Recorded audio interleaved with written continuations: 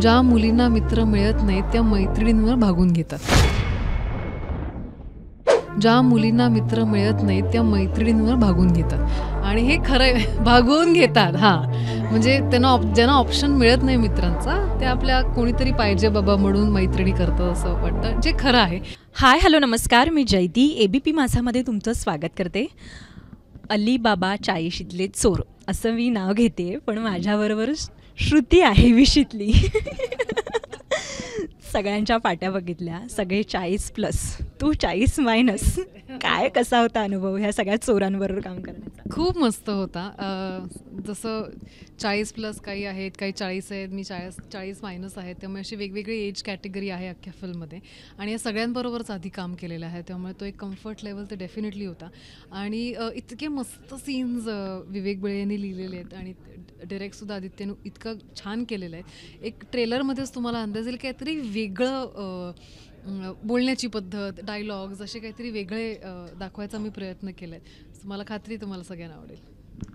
पण चाळीशीतले चोर बघताना आम्ही आता पाहिलं तर ही जी काही कथा आहे ती अर्थातच म्हणजे लग्न झालं आहे हा गुन्हा आहे असं म्हटलेलं आहे. तर तुला याविषयी काय वाटतं? नाही, तुम्ही काय दृष्टिकोनातनं ते बघतात ते तुमच्यावर आहे. काही जणांसाठी तो गुन्हा वाटेल, काही जणांसाठी नाही वाटणार. काही जणांसाठी लग्न न करणं हा गुन्हा वाटेल, काही जणांसाठी नाही वाटणार. सो तो प्रत्येकाचा दृष्टिकोनाचा भाग आहे.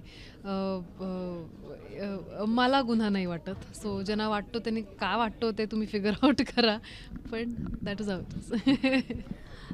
एकंदर फिजिकल अट्रॅक्शन, 40शीतलं फिजिकल अट्रॅक्शन जे आहे ते ह्याच्यामध्ये प्रामुख्याने जाणवतं की ते कशा वेगवेगळ्या पद्धतीने वेगवेगळ्या रूपाने आपल्यासमोर येतं आहे. तर फिजिकल अट्रॅक्शन म्हणजे नेमकं काय आणि 40शीतलं तर याविषयी काय सांग? मला वाटतं अट्रॅक्शन असतं, फिजिकल आहे नाही आहे किंवा कारण अट्रॅक्शन वेगवेगळ्या पद्धतीचं असतं. You can get attracted to someone ज्या पद्धतीने तो किंवा ती दिसतो. काही जणांना विचारसरणी काही लोकांची आवडते, त्याचं अट्रॅक्शन होऊ शकतं. आणि ते अट्रॅक्शन फक्त विशितच होतं असं नाही आहे. ते अट्रॅक्शन नेहमीच होत राहतं, वेगवेगळ्या पद्धतीत होत राहतं. विशित त्याच्यावर रिॲक्ट करण्याची पद्धत वेगळी असते. कारण आपण जेव्हा विशित असतो तेव्हा एखादा मुलगा जर आवडत असेल तर त्याला इन्फॅच्युएशन आहे का प्रेम आहे हे आपल्याला विशित कळत नाही. त्याचा डिफरन्स आपल्याला तिशीत कळतो आणि त्याच्याहूनही जास्त आपल्याला 40शीत कळतो. सो अट्रॅक्शन होत राहणार आणि ते नेहमीच होतं आणि त्यात काही वावगं नाही आहे. ते अट्रॅक्शनचं तुम्ही पुढे काय करतात, कुठल्या टप्प्यावर त्याचं काय रिॲक्शन असते तुमची is what I think matters. 40शीतली म्हणजे 40शीतले सगळे कलाकार आहेत, भूमिका पण त्यांच्या त्याच वयातला आहे आणि विशीतली तू आहेस. तर विशीतून आता तू 40शीत जेव्हा जाशील तर या चित्रपट केल्यानंतर काय गोष्टी नेमक्या लक्षात ठेवल्यात की नाही हे नाही हे करायचं असं काही आहे? नाही, मी तिशीत आहे पहिले म्हणजे मी विशीतली नाही आहे, मी तिशीतली आहे. आणि पण एवढं 40मध्ये काय अनुभवायला मिळेल हे मला माहिती नाही. I am looking forward to that. पण एवढं नक्की मला आता जाणवतं की जे विशीत केलं होतं ते कधी कधी विचार करताना हे का केलं किंवा हे बेटर करू शकले असते किंवा ह्याच्यावरची रिॲक्शन काहीतरी वेगळी माझी असू शकली असती किंवा हा जो वेळ वाया घालवला अमुक गोष्टी करण्यामध्ये तो जर घालवला नसता तर काय झालं असतं हे सगळं आता तिशीत कळतंय.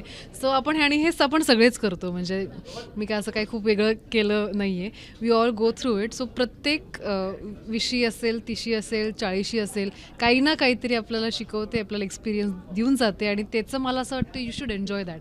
म्हणजे पळून आता मी 30 वर्षाची कधी होते, पळून मी आता 40 वर्षाची कधी होते असं न करता त्या वयामध्ये तुम्ही काय एन्जॉय करताय, काय अनुभवताय हे खूप इम्पॉर्टंट असतं. आता जसं म्हणालीस तसं विशीत काही गोष्टी आपल्याला असं वाटतं हे करायचं राहून गेलं वगैरे, तर अशी एखादी एक गोष्ट जी तुला प्रकर्षाने सतत जाणवत असते की हे राहून गेलं असं काही आहे? राहून गेलं,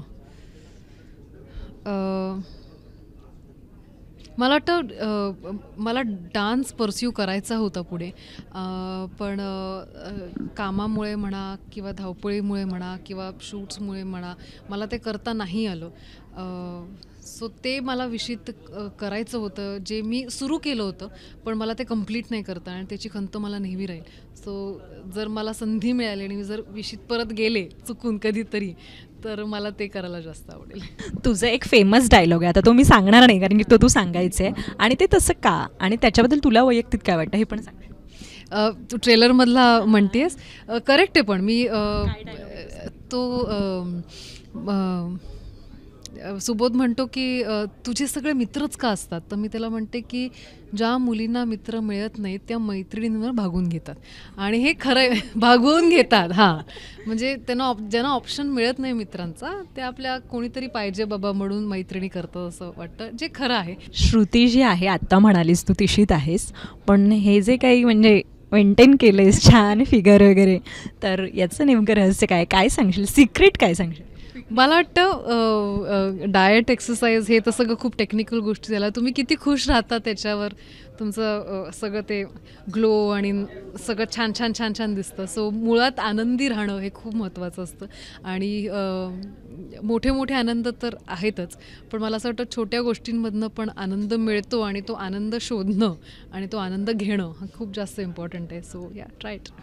40शीतल्या चोरांमध्ये तू दिसणार आहेस, पण अजून काही नवीन भूमिकेमध्ये प्रेक्षकांना पाहायला मिळशील तू, काय प्रोजेक्ट? अलिबाबा आणि 40शीतले चोर तर येतच आहे 29 मार्चला. मी एक तेलुगू फिल्म करते देवारा नावाची, जी ज्युनियर NTR बरोबर आहे. त्याच्या ऑपोजिट त्याच्या बायकोचा रोल आहे. So that is coming. ती 10 ऑक्टोबरला ती रिलीज होते. आत्ता गुलाबी नावाची एक फिल्म करते जी अभ्यंग कोळेकर डिरेक्ट करतो आहे. त्यात मी, मृणाल कुलकर्णी आणि अश्विनी भावे आम्ही तिघे आहोत.